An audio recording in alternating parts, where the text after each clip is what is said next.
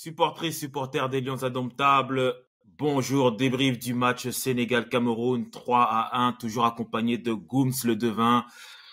C'est cruel, mais le diable est dans les détails, comme je l'avais dit, générique. Gooms, Sénégal-Cameroun, 3-1. Je me souviens même plus des buteurs. Je sais que Castelletto a marqué. Sarr aussi a marqué, a fait une passe D, Mané en troisième, et Lamine Camara en deuxième. Alors, il y a Sarr, Diallo et Mané, les buteurs. Sarr, Diallo et Mané. Oh, ok, super. Ouais. Bon, bah, je te laisse déjà ton ressenti à toi personnellement. Dis-moi, qu'est-ce que tu as pensé de tout ça?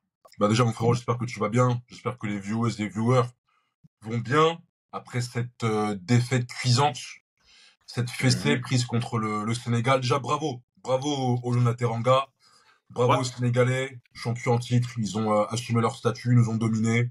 C'est une grosse équipe solide. Lamine Camara est un crack. Et il nous a bouffé ce soir, il l'a montré.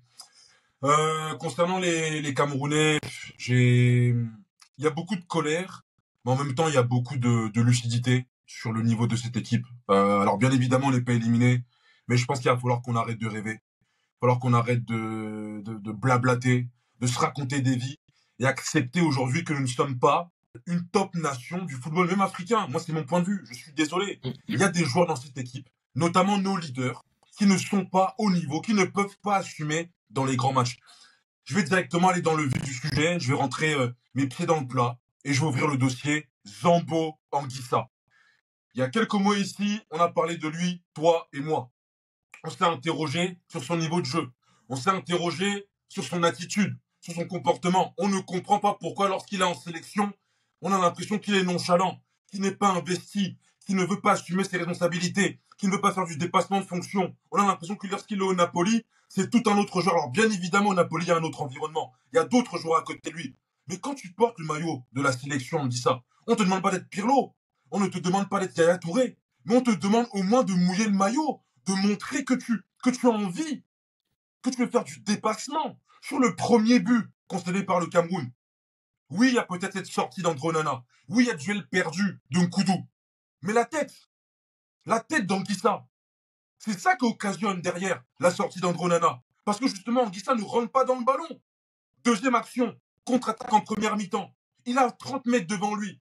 Alors oui, peut-être qu'il n'y a pas de solution. Oui, les appels ne sont pas tranchants. Mais pourquoi tu ne te projettes pas? Pourquoi tu ne cours pas? Tu attends qui? Tu attends Lobotka?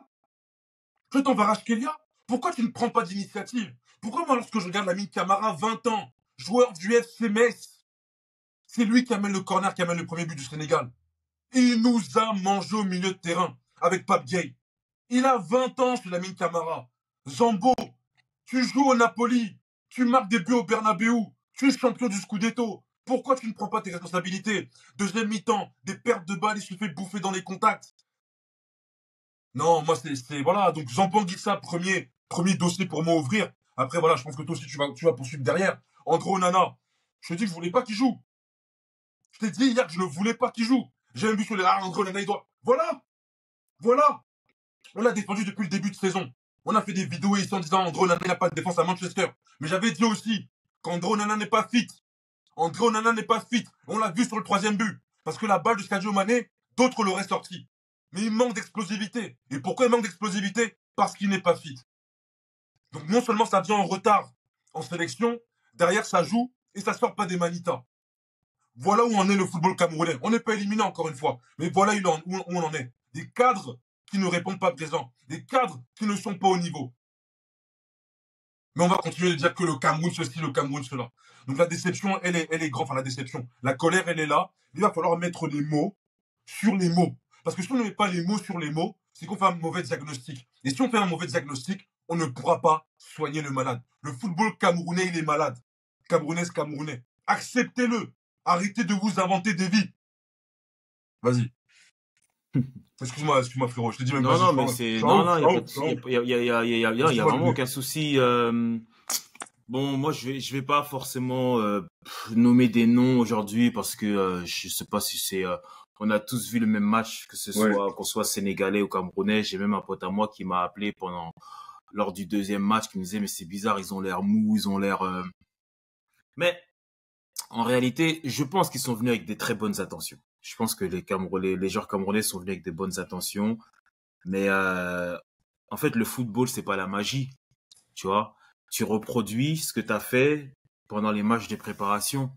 Tu vois, on va pas faire un Blida à chaque match en réalité. Ouais, On va pas faire une Serbie, un Brésil à chaque match. Tu vois. exactement. Et malheureusement, je pense que beaucoup de supporters camerounais se sont rassurés avec ça, de se dire que on est le Cameroun, on sait jamais. Parce en réalité, le 3-1, il est très cruel parce que ça se joue à une tête d'un Koudou et ça Mhm, fait 2-2. Et mhm. peut-être même derrière, parce que le Sénégal, il était vraiment dans un temps faible. Peut-être même que derrière, on peut même pousser à avoir une troisième action pour espérer le 3-2. Sauf que le Sénégal, eux, ils ont préparé leur match. C'est-à-dire que même dans les temps faibles, ils arrivent à faire le dos rond, tu vois, oui, à être acculés, oui, à concéder des occasions, mais ils arrivent à gérer le score. Nous, temps faible, temps fort, on ne sait pas gérer. Même si je dis pas déjà le 3-1, c'est un temps fort pour nous. Le 2-0, c'est un temps fort pour nous. Il y a juste le 1-0 où en réalité, on est dans un temps faible où vraiment le Sénégal domine. Mais que tu regardes le 2-0 et tu regardes le 3-1, c'est des temps forts en fait. Bien sûr, Le Cameroun est pas mal, tu bien vois. sûr. Sauf que c'est brouillon, beaucoup d'erreurs techniques. Les contrôles sont pas forcément bons. Quand les Sénégalais jouent en une touche de balle ou contrôle orienté, nous c'est contrôle, contrôle, je donne. Toi c'est une touche toujours de trop. Donc et le deuxième but est à l'image de ce que nous on n'arrive pas à faire. C'est-à-dire en fait à un moment donné, on l'a fait avec Castelletto dans notre but, mais c'est ça de la projection. T'es à nombreuses, tu sais, t'as dit à un moment donné Zambo-Anguissa, oui, tu sais pas trop, mais en réalité Zambo-Anguissa, quand il a cette contre-attaque là, il y a qui? La seule solution, c'est Magri, tu vois. Tu sais, on n'a pas ce truc. Je sais pas si tu te rendais compte que les Sénégalais, ils étaient limite des fois même en surnombre face à nos défenseurs, tu vois. Il y avait toujours les deux ailiers qui étaient là, les arrières qui montaient, tu sais, ça se projetait vite. Et nous, ça on l'a pas. Et c'est pas compliqué de défendre, surtout avec un défenseur comme Koulibaly, c'est pas compliqué de défendre face à une attaque statique. C'est pas compliqué. C'est pas compliqué. Là, c'est pas le Koulibaly de Naples là. C'est pas compliqué. Même Abdou Diallo. Tu sais, c'est pas. Mais sauf que si tu proposes rien, mais eux, ils sont en place. Eux, ils sont en place. Eux, ils sont en place. Et les seules fois où on les a mis un peu en difficulté, je dis bien un peu en difficulté, c'est justement là où il y avait du mouvement, où on crée du surnombre, où on se projetait.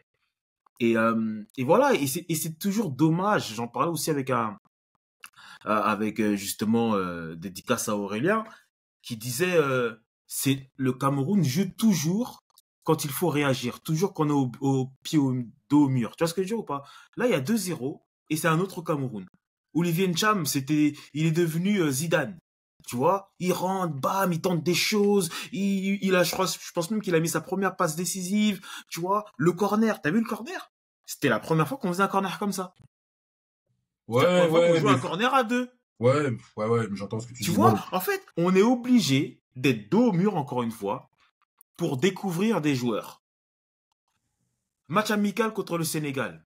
Il a fallu un problème de visa pour qu'on mette Yongwa à la place de Nuutolo. Nuutolo demeurant qu'a fait un bon match. Mais Yongwa, on l'a découvert là. Brésil, Cameroun. Il a fallu des blessures de Castelletto et Nkoulou pour découvrir qu'on avait Ebossé et Christopher Wu. Et maintenant, Christopher Wu est installé en défense centrale. Aujourd'hui, c'est quoi? Enzo Chato. pas Donc on mal, découvre qu'en fait Enzo Chato c'est un bon joueur, bien c'est un sûr. bon latéral. Mais pour moi, le D, il faut quand même, moi, il faut appuyer. Encore une fois, on n'est pas éliminé. Mais je voudrais pas qu'on tombe dans le piège là. Parce que si demain on fait une grande compétition, si demain on se fait éliminer je sais pas, pourquoi pas, en demi ou en finale, je veux pas qu'on oublie ce match-là. Parce que pour moi, ce match-là, il traduit aussi les mots de notre football. Il y a des joueurs dans cette équipe, les cadres ne sont pas bons. Moi, je suis désolé. Moi, je suis désolé. Zambo Anguissa, dans ce match-là, oui, c'est lui qui amène le corner, qui amène le but. Il fait la combinaison. Mais Zambo Anguissa n'a pas fait un grand match. Zambo n'a pas fait un grand match. Zambo n'a pas tenté, il n'a pas essayé. Il n'a pas osé. Je suis désolé. Je suis désolé. J'attends pas de lui qu'il fasse du Pirlo. J'attends pas de lui qu'il fasse du Yaya Touré. Mais il y a eu trop d'erreurs. Dans les duels, à un moment donné, il perd un ballon. Il fait un contrôle. Il y a deux choses. Première mi-temps, il fait une passe très nonchalante à Castelletto. Deuxième mi-temps, on lui fait une passe. Contrôle nonchalant. Derrière, on concède un corner. Non, c'est trop. Oliver Kemen, tu en as parlé la semaine dernière. Moi, je m'attendais à un sursaut d'orgueil. On avait parlé justement d'un repositionnement en numéro 8 pour justement lui permettre d'apporter ces projections dont tu viens de parler. Parce que des projections, elles viennent d'où? Dans projection, il y a idée de venir de derrière. Ce qui vient de derrière, ce sont les milieux de terrain, ce ne sont pas les attaquants. Est-ce que tu as vu une seule fois une projection d'Olivier Kemen? Après, c'est vrai que le milieu de terrain sénégalais a été très bon, mais j'ai eu l'impression qu'Oliver a eu beaucoup de mal à se positionner sur le terrain. Yvan Nioud, techniquement, c'était très compliqué. On a vu du football moyenâgeux ce soir. On a vu du football médiéval encore une fois. Donc moi, je veux bien qu'on parle de fin de match, de sursaut d'orgueil, de dos au mur. Encore une fois, on a vu encore du football moyenâgeux et médiéval. Il y a un problème de niveau dans cette équipe. Il faut le regarder en face. On est la seule équipe du chapeau 2, chapeau 1 à jouer comme ça. Tu regardes les autres équipes, elles peuvent perdre, mais il y a au moins du jeu, il y a des séquences. Tu l'as dit, nous, c'est compliqué. C'est compliqué de faire une action au Cameroun. On a frappé combien de fois au but avant de marquer? Combien de fois? Faut Ouais, arrêter, zéro. faut arrêter. Faut Non, non, arrêter. c'est vrai. Il y avait eu zéro tir avant ça. Et malheureusement, encore une fois, je vais même pas faire les tops parce qu'il y a des joueurs qui ont fait des bons matchs dans cette équipe-là, mais c'est juste pas assez parce qu'à la fin, tu gagnes pas. C'est pas assez, à la fin, tu gagnes pas. À la fin, en plus, t'es à -2, donc ça veut dire que t'es à un point, -2. Donc si pour avoir une chance de se qualifier, déjà, faudrait que tu gagnes contre la Gambie, ce qui n'est pas, c'est pas assuré, hein. Bien C'est pas sûr. assuré parce que à un match près, je peux me tromper, mais Rigobert Song, c'est 21 matchs et 4 victoires. Mon Dieu, mon Dieu, mon Dieu, Voilà, mon Dieu. donc cette équipe ne s'est pas gagnée, comme je l'avais dit au match dernier, cette Ouais, équipe ne t'avais s'est pas raison. gagnée. T'avais raison. Donc aujourd'hui, tu peux même gagner face à la Gambie 1-0, mais tu seras à -1 au goal average. Ouais, bien Tu sûr. seras à moins. Donc ça Ouais, veut dire que peut-être même que au niveau des points, tu seras bien, mais peut-être que tu vas passer à la trappe à cause des goal, du goal average. exactement, exactement. Et Tu d'ailleurs, tu vois? parlais tout. Vas-y, vas-y, excuse-moi. Non, non, vas-y, oui, continue, Ouais, continue, vas-y. tu parlais du coaching, même le coaching. Alors, c'est vrai que la composition, je pense, bah d'ailleurs, j'ai pensé à toi quand j'ai vu la compo, parce qu'en fait, c'était ta compo qu'il a Hmm, aligné à un joueur près. Je pense que tu voulais Yongo à côté gauche, mais ouais. Nuotola a fait plutôt un bon job ce soir. Ouais, il a Euh, fait un beau match. Au niveau de la compo, je pense pas qu'on puisse reprocher, pardon, quoi que ce soit à Rigobert Song. Je pense qu'il a fait une bonne compo. Maintenant, c'est encore une fois dans la lecture. Parce que il faut attendre le deuxième but sénégalais pour le voir rentrer un attaquant, Mumbagna, tu vois. Je sais pas, on est mené. En deuxième mi-temps, oui, il y a ce semblant de temps fort, mais ça reste très brouillon. Il n'y a pas de véritable domination. On a le ballon, mais on ne sait pas quoi trop en faire. Est-ce qu'il n'aurait pas dû rentrer peut-être un peu plus tôt du sang frais? J'en sais rien. Mais je trouve encore une fois que même dans le coaching, ça réagit. Il faut attendre 2-0, 70e minute pour qu'il rentre cet attaquant-là, qui peut peser sur les défenses adverses. Donc non, moi enfin, dépité, non, pas dépité parce qu'il faut, on regarde les matchs, toi et moi le dé. On connaît le niveau de notre équipe. Et tu l'as dit, j'aime cette phrase-là. Je pense que cette phrase, il faut la retenir. Il faut que les viewers et viewers retiennent ce que tu as dit. Les gars, il ne faut pas tout le temps s'attendre à un blida. Le football, c'est pas tout le temps blida. C'est pas tout le temps mener 3-1, Aboubacar rentre, il met un doublé. C'est pas comme ça. Le haut niveau, l'excellence, dans n'importe quel domaine d'ailleurs, le sport, la science, l'art, c'est la répétition. C'est la répétition. C'est ça le secret du haut niveau. Sénégal, 2017, élimination en quart de finale. 2018, élimination premier tour de Coupe du Monde. 2019, finale de Cannes. 2022, remporte la Cannes. Même année, huitième de finale de Coupe du Monde. Aujourd'hui, champion en titre et dominateur. La progression est là ascendante. Ça travaille bien, de la tête aux pieds. Catégorie A, catégorie jeune. C'est le secret. Et même là, tu dis, il a fait une bonne composition. Oui, mais Dis-moi. encore une fois, il fait une bonne composition, mais tu fais des essais en compétition. Tu essayes Enzo Chato en Ouais. compétition, tu replaces Castelletto dans l'axe alors que on réclame Castelletto dans l'axe depuis des années et des années. Même ton milieu de terrain, normalement ton milieu de terrain c'est qui? C'est Kemen, Cham, Sambo Anguissa. Donc là tu te réajustes avec parce que Kemen, je pense que Kemen n'avait jamais joué à ce poste-là. Kemen, normalement, il était toujours quand il jouait, enfin le peu de fois qu'il a joué, parce que il s'était toujours devant la défense, tu vois. Donc oui, il fait une bonne compo, oui, peut-être, mais encore une fois, c'est des essais. C'est encore des essais. Même Gamaleu. Gamaleu, il joue à droite. Mais en réalité, Gamaleu, il est là pour suppléer Muguet. Donc ça veut dire quoi ça? Ça veut dire qu'en fait, si Muguet était là, t'aurais fait quoi? T'aurais mis Muguet à sa place? T'aurais mis Muguet en ailier droit? T'aurais mis Clinton J? T'aurais mis... En fait, moi, je suis quand même peiné parce que je pense pas qu'on ait une mauvaise équipe. Non. Je pense qu'il y a des bons joueurs. Ouais. C'est pas le grand Cameroun et tout, etc. Ça reste quand même des joueurs qui jouent parfois dans des championnats dits mineurs ou dans des, parce que Neyou, c'est un bon joueur, mais il joue en Liga B, tu vois. Kemen joue pas dans un grand club de Turquie et c'est le championnat turc. D'ailleurs, il est même sans club. T'as qui encore? T'as Noutoulou joue en MLS. Tu vois, tu vois, Nkoudou, on connaît son passé, mais aujourd'hui, Youssouf joue en Arabie Saoudite. Tu vois, et on peut on peut y aller comme ça. Ngamaleu, il joue en Russie. Donc, c'est pas des mauvais joueurs, c'est des bons joueurs. Mais tu vois que quand le niveau, tu sais, il y a beaucoup de gens qui disent, ouais, mais là, pour la CAN, ça va suffire. Eh les gars, on sait que la CAN, c'est pas la Ligue des Champions, il n'y a pas de souci, d'accord. C'est pas peut-être même pas le niveau de la Coupe du Monde, il n'y a pas de souci. Mais en fait, comme je l'ai dit tout à l'heure, ça reste le haut niveau. Ça reste une compétition de haut niveau. Donc, la pression. Moi, je te dis, j'ai vu des joueurs louper des simples passes que normalement, moi, je les vois jouer dans leur club, ils les loupent pas.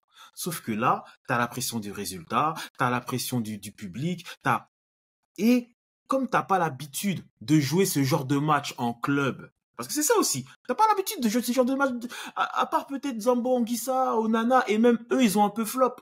T'as pas l'habitude. Parce que toi, tu joues contre des équipes qui sont aussi de sous-catégorie. Donc, quand maintenant, tu passes de, de, de, d'une semaine à une autre à peut-être ton match de championnat où t'as pas vraiment la pression. Parce qu'en réalité, tu joues pas dans un club où tu vas chercher le titre.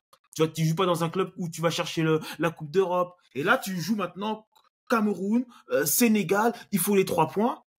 Eh ben, tu perds tes moyens. Et un simple contrôle, tu le fais pas. Et d'habitude, quand peut-être tu vas faire première intention, là tu le fais pas parce que t'es pas en confiance. Et aussi, il y a les joueurs, mais il y a aussi le coach. Parce que je pense qu'en fait, aujourd'hui, moi, je Mhm. vais pas tirer sur les joueurs parce que, encore une fois, je pense qu'ils sont venus avec de très bonnes intentions. Mais là, maintenant, ça me fait mal de le dire. Mais il faut faire quelque chose avec Rigobert Song. Et quand je dis Rigobert Song, c'est toute l'équipe, hein. C'est Migné, c'est tout le monde, hein. Moi, je mets tout le monde, hein. Je mets même celui qui s'occupe des vidéos, David Baltaz. Je mets tout le monde. Ah, je mets tout le monde. Je mets toute l'équipe. Tous ces mecs qui viennent prendre un salaire, mais à la fin, nous, supporters, ou en tout cas ceux qui voient le football, on Mhm. voit rien. Moi, j'ai pas vu de progression depuis le Cameroun-Algérie. J'ai pas vu, ouais, j'ai vu le Brésil. Ah oui, d'accord, mais le Brésil, on se fait dominer. On se fait dominer. Tu vois? La Serbie, oui, d'accord. En fait, c'est toujours sur des 5, 10, 15 minutes Mhm. où, mais en réalité, le Mhm. Cameroun a gagné contre le Brésil. Pas de souci. Mais c'est qui les 3 autres victoires? Je le dis encore. Le Burundi, qui s'est pas qualifié à la CAN, et l'île Maurice, qui s'est pas qualifié à la CAN.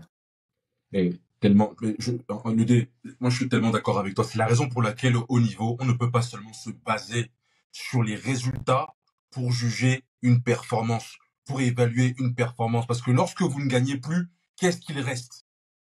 Et c'est ça avec le Cameroun. On a battu le Brésil. Il y a eu ce miracle à Blida. Très bien. Mais une fois qu'on ne gagne plus, qu'est-ce qu'on retient du football de Rigobert Song? Quel est le schéma de jeu? Quel est le plan de jeu? Quelle est la philosophie? Quelle est l'identité? Quels sont les choix forts, les circuits préférentiels? On n'a pas de réponse. Parce qu'il n'y a rien. Il n'y a rien. C'est un football nihiliste, vide de sens.